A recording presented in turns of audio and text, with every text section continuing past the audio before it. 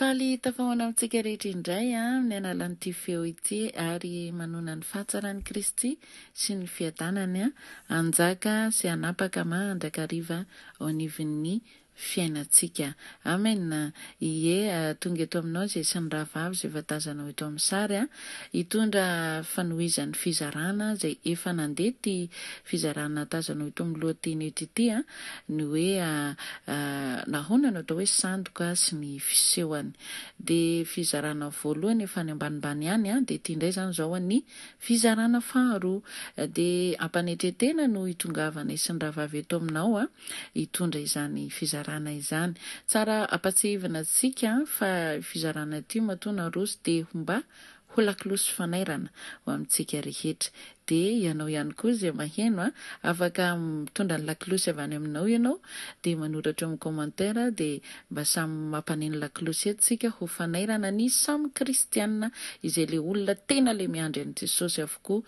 Ireo no taitairina amin'ny lakolosy sao ho diso zavatra ray loha manompo fahizay eo nefa mizahatra tsy tokony ho arana ao na hatao ao dia manaitaitra eto sika mifanahitaitra izany.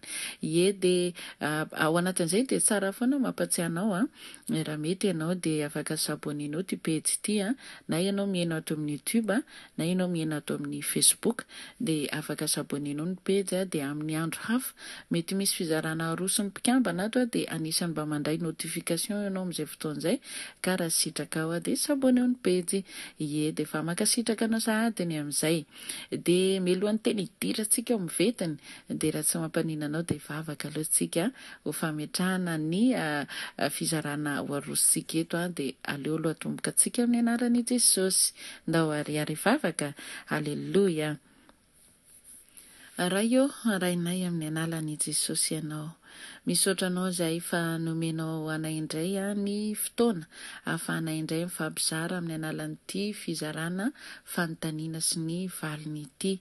Tompo misaotra indrindra fa mbola tombony ho anay hatrany ny manao fifampizarana toy izao indrindra mifanahitaitra amin'ny lakolosy fanairana ho anay izay tena fatra-piandry anao amin'izao fotoan'izao dia ho fifanairana ho anay izao fizarana izao ka tianay mihitsy mifanamasinao no andeha ampiteny rahavavy amaly ny fanontaniana eto androany ka hitondra izany feo izany any amin'reto ritsim-pandrenesana rehetra izay miaino amin'izao fotoan'izao hisokatra tokoa ny izay ritsim-pandrenesana izay ary akatony fo dia alala ahiratra ny masopana ahafantatra ny tokony atao manoloana ny fotoana izay hiandrasana ianao izao tompo ka indreto ary izahay raha tonga fampizara eto dia tianay mihitsy fanamasinao no hiasa sy ameny fentanteraka ny fiarana eto ary omeo fahafahana reto olo reto mba hihaino ary handray ihany koa fa tsy ompiany fotsiny ihany ka dia ho atombokay amin'ny anala ny anaranao Jesosy izao fanontaniana sy ny valiny izao.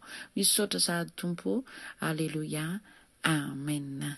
Ie, ndahoary ho arositsika ny vetiny zany ny tena vetiny dia izay ny fanontaniana no avoakako fotsiny hoe ahoana no atao hoe fahalalànao ny hoe sandoka sy ny fisehony zany eo anivon'ny fiainanao sy ny fanompona misy ianao dia omentsika ny rahavavy ny valin'ny fanontaniana dia ndao hiaino finaritra mihaino finaritra daholo ary sika rehetra za koa hiaino ianao koa hiaino dia ny rahavavy no hiteny dia ndao ary rahavavy raiso ny fitenenana ho atolotra anao dia mihaino finaritra ary tsika rehetra. Amen. Makasitraka anao rahavavy nanome ny fitenenana. Ny valim-panontaniana izay resantsika eto androany moa dia momba ny hoe sandoka sy ny fisehoany ary ny fomba ahafantarantsika azy.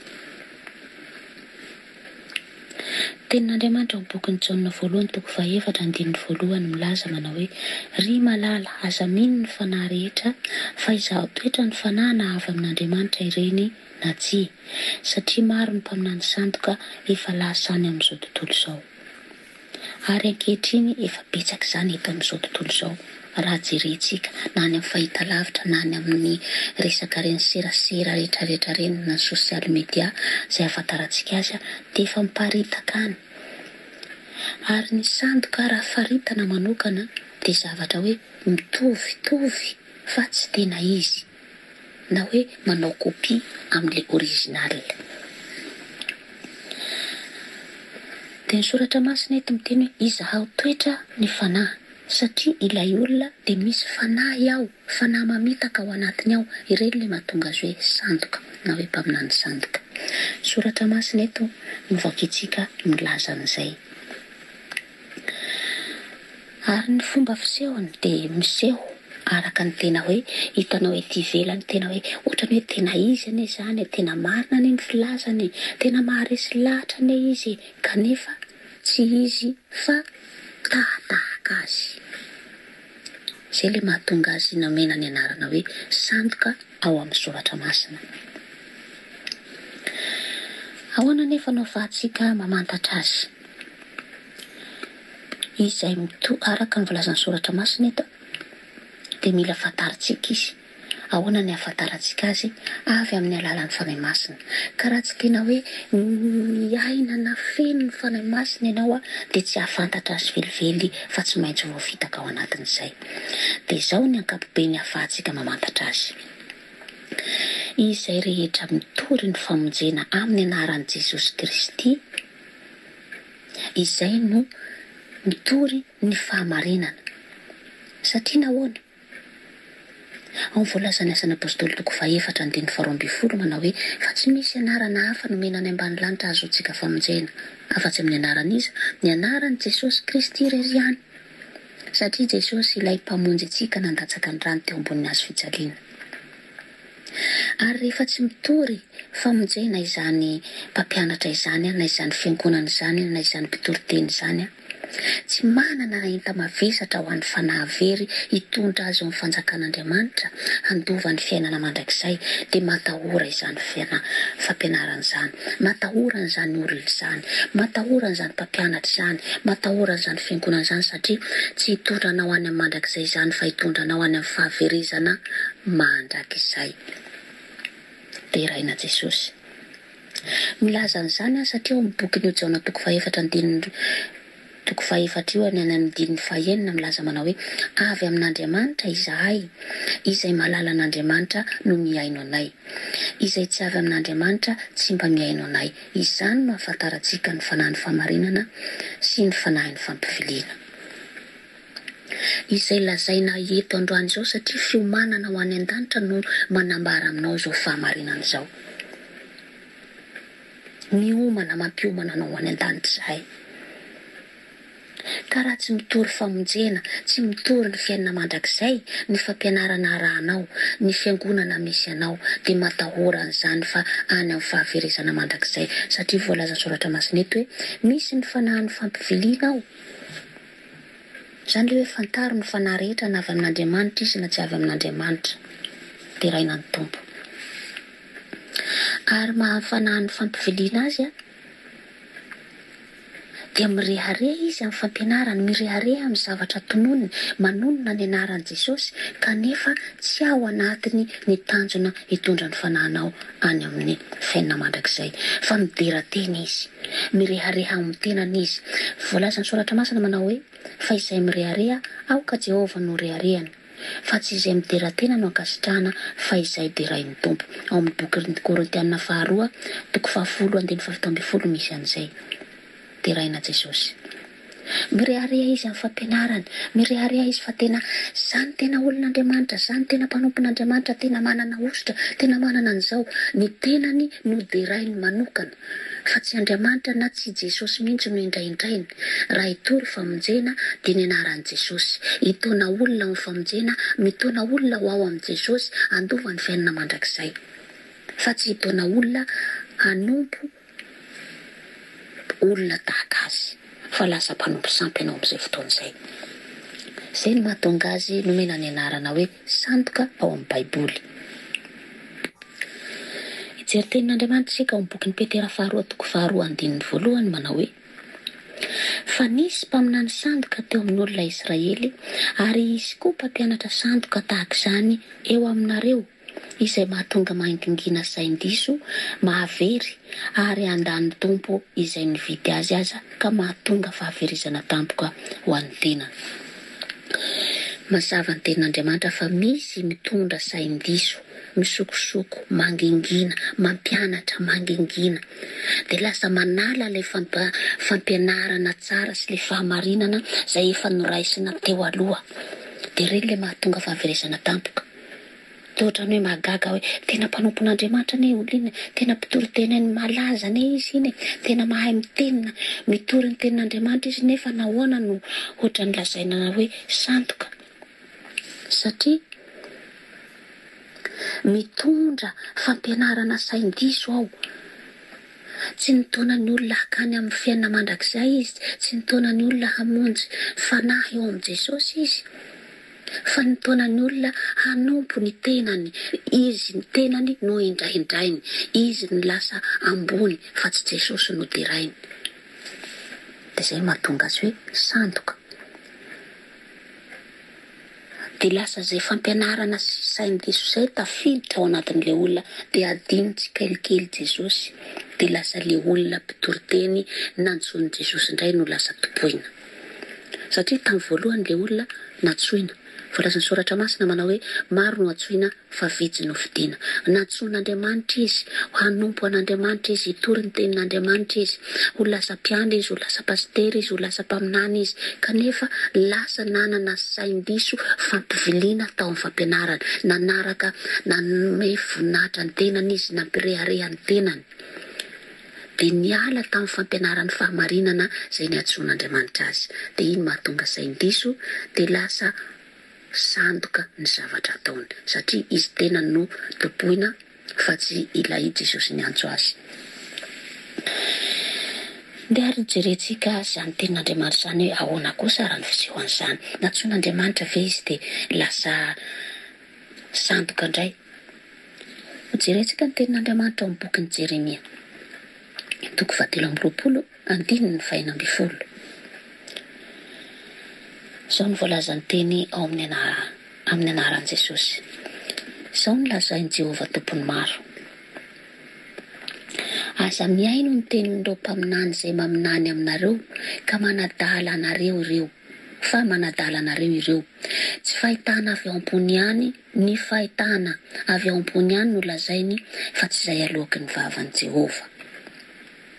Dia eo amin'ny 1:20 milaza manao hoe tsy naniraka ireo mpaminany ireo aho kanefa midodododo ihany izy, tsy niteny taminy aho kanefa maminany ihany izy. Ao amin'ny 1:12 fa raha isan'ny mpihevitra teo amiko izy dia ho nitory ny teniko tamin'ny oloko izy ka namerina azy hiala tamin'ny lalany ratsy sy tamin'ny faharatsiany nataony. Mazava izany tenin'Andriamanitra izany. Voalazany eo fa hoe tsy naniraka an'ireo aho izy, manadala anareo ireo izy fa tsy naloaky ny vavan'i Jehovah izay lazainy fa avy ao ambony.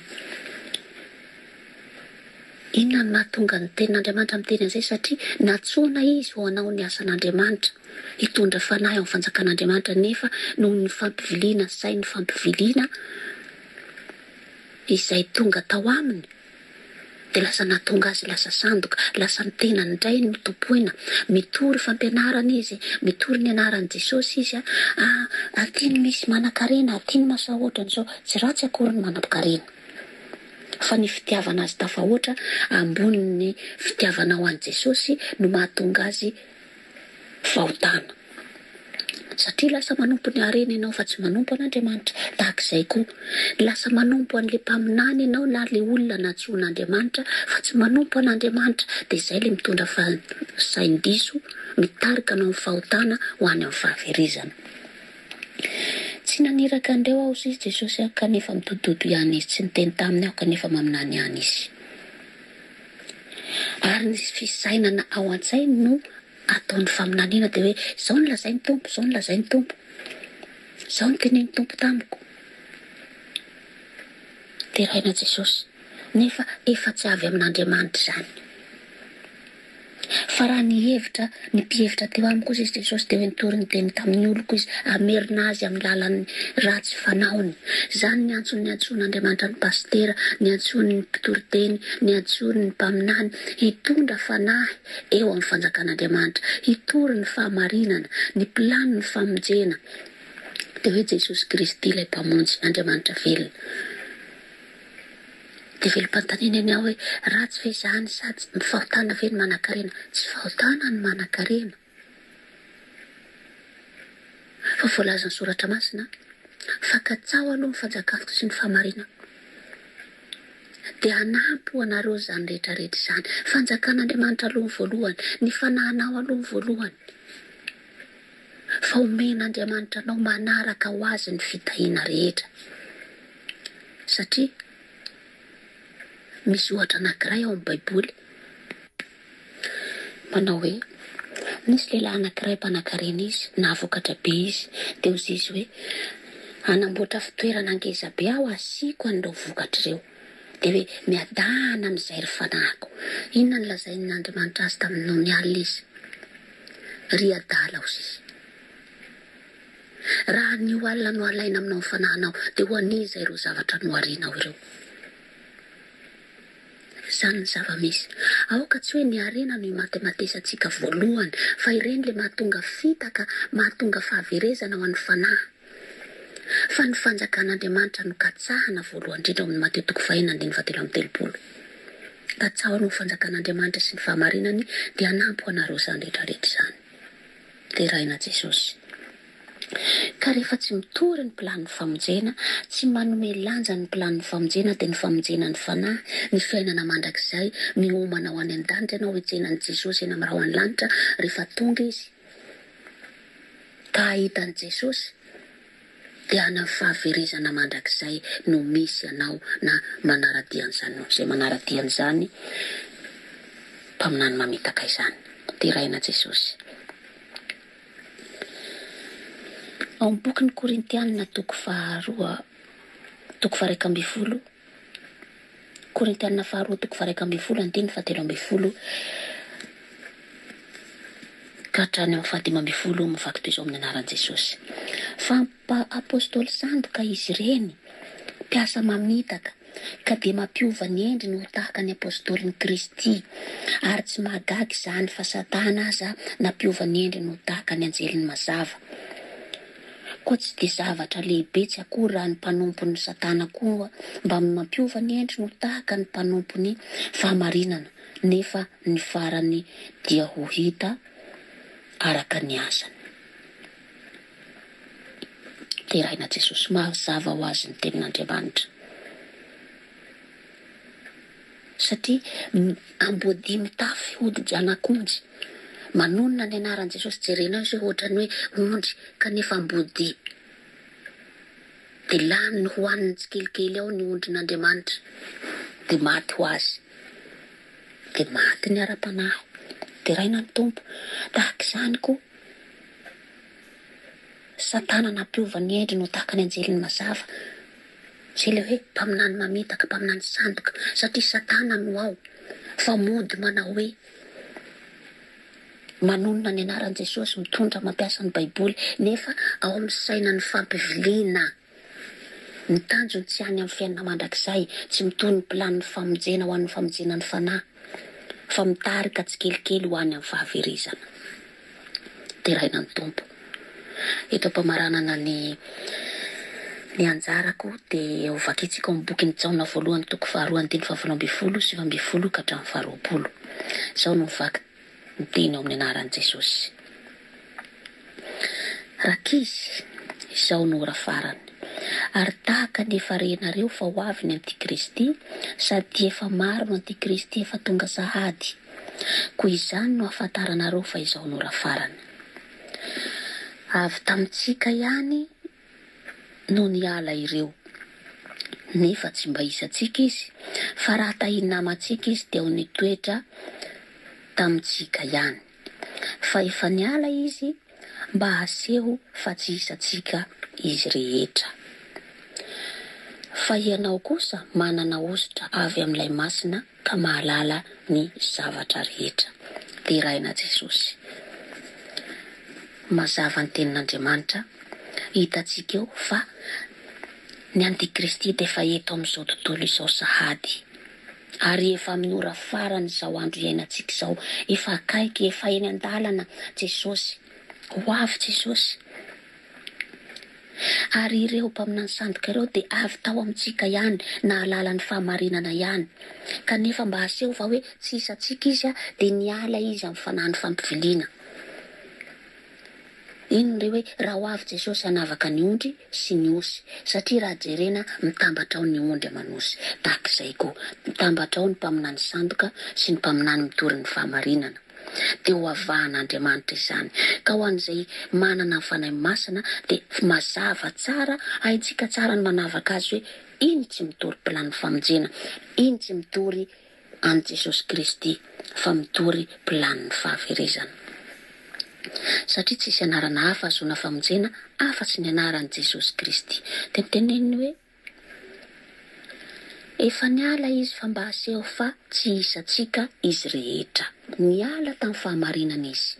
Dia mazava ho azy fa tsy ao anatin'ny pilaniny famonjena, tsy handova ny fiainana mandrakizay, fa ho any amin'ny fahaverezana mandrakizay. Koa androany anao ny safidy. Anao ny safidy raha vavy sy anadahy. Ianao manana ny ositra avy amin'ny fanahy masina ka mahalala ny zavatra rehetra.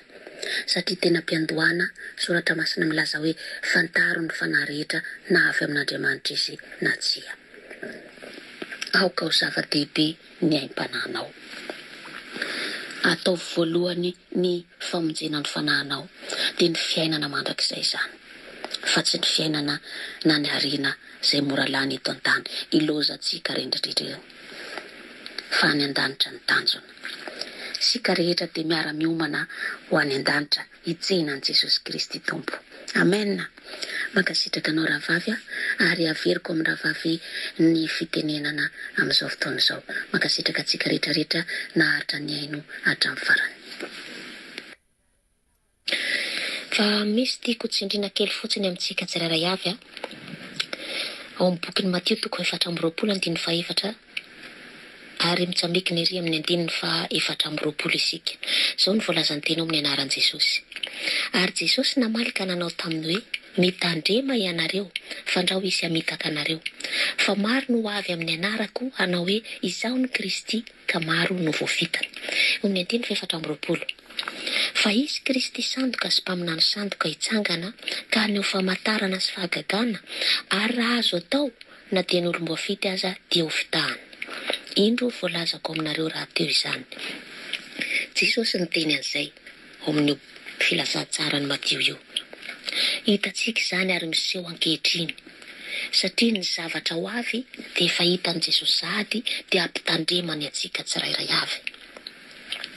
Ary ny fisehon'izany ankehitriny dia maneho famantarana maro izy. Hitantsika izany amin'ny fomba rehetra fa misy mpaminany manao famantarana maro samihafa ary manao fahagagana maro samihafa. Eny, fa na dia olom-boafidy izay nofidin'Andriamanitra hanompo azy handeha amin'ny fahamarinana aza dia voafitaka. Dia mino izay lazainy satria milaza zavatra toa marina izy. Kanefa ny ahafantarana azy araka nefa hitantsika tery aloha fa hoe sandoka izy na hoe tsy tena izy dia ny zavatra eto an-tany no indraindrainy ary ny tenany no asandrany. Manandra-teny izy fa tsy Jesosy. Manao fahagagana amin'ny anaran'i Jesosy izy fa tsy Jesosy no indraindrainy fa ny tena no indraindrainy hoe ty mpaminany teny mahavitan'izao mahavitan'izao. Lazainy aminao ny zavatra lasa efa vitanao rehetra dia gaga ianao. Manao famantarana maro izy manao fanasitranana izy dia gaga ianao. Jesosy efa niteny an'izany sahady. Fa ny zavatra mahatonga anao afantatra azy tsy izy, tsy any amin'ny fiainana mandrakizay ny tanjony fa mitondra anao any amin'ny fahaverezana mandrakizay. inona mahatonga ny olom-boafidy voafitany satria ankehitritsika dia sahirana betsaka ny fahasahiranana mitady vola mitady an'izao fenina andavanandro dia sodokany ireny satria ireny ny famantarana ataony ireny ny fahagagana ataony dia lasa voafitaka dia miala tsy kelikely le fahamarinana na le hetaheta tia andovan'ny fiainana mandrakizay fa lasa variana eto amin'ny fiainana an-tany tia ny mampanankarena ary iny mampanankarena aty ny misy ny vola mirodorodo makany dia adino Jesosy. Nefa tsarovy fa katsao aloha ny fanjakana sy ny fahamarinany dia anampy ho anareo izany rehetrarehetra izany. Jesosy aloha, fanjakan'Andriamanitra aloha dia manaraka ho azy ny fitahiana. Ny ara-panahinao atao voalohany dia ny ara-nofinao milamina tsara dia raina ny tompo. Izany midiko amafisina amintsika amin'ity faran'ity satria ankehitriny na dia reny olona efa tena hoe nitory ny fahamarinana aza dia voafitaka ao anatin'izany le hoe mpaminany sandoka izany. Dia raina Jesosy makasitraka antsika tsirairay avy dia voninahitra ho an'i Jesosy irery ihany. Sotra tompoko. Amen, halleluja.